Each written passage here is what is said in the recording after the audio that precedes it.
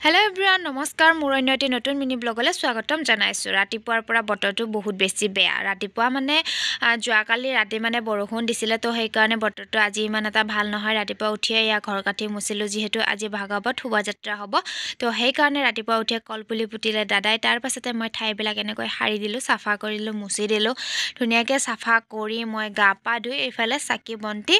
যোগাৰ কৰিছোঁ যিহেতু